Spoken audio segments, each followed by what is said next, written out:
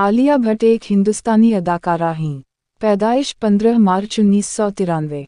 मकाम मुंबई महाराष्ट्र भारत। कौमियत भारतीय बरतानवी शहरियत भी रखती हैं।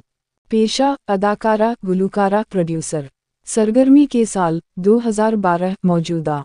वालिदैन महेश भट्ट हदायतकार प्रोड्यूसर सोनी राजदान अदाकारा। शरीक हयात रणबीर कपूर शादी 2022। बच्चों की तादाद एक बेटी रहा कपूर भट्ट। कैरियर का आगाज और कामयाबी।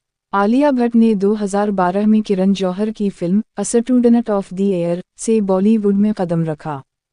हाईवे 2014 में उनके किरदार को बेहद सराहा गया, जिससे वो एक संजीदा अदाकारा के तौर पर पहचानी जाने लगी।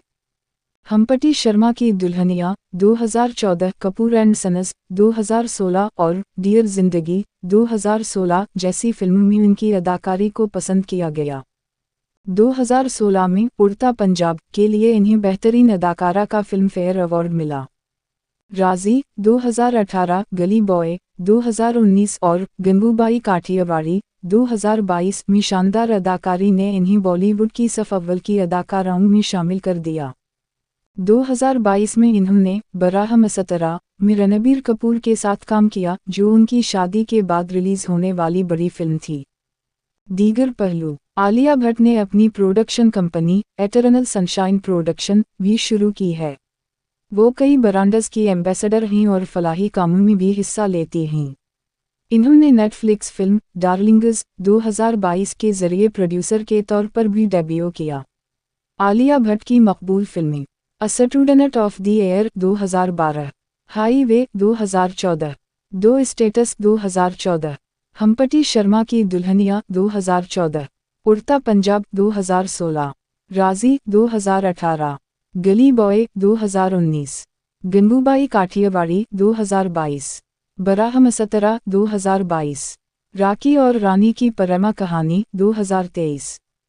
बॉलीवुड स्टार आलिया भट्ट ने नए साल 2025 की शानदार तकरीबात के बाद न्यूयॉर्क से अपनी फैमिली के साथ हसीन लम्हात की तस्वीर शेयर की हैं।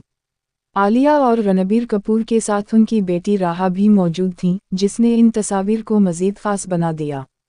रणबीर कपूर ने न्यू ईयर 2025 अपनी फैमिली के साथ थाईलैंड में मनाया, जहां उनके साथ नीतू कपूर, रिधिमा कपूर सहानी, उनके शौहर भारत सहानी, बेटी समरा, आलिया की मां सोनी राजदान, बहन शाहीन भट्ट और करीबी दोस्त आयन मुखर्जी भी मौजूद थे।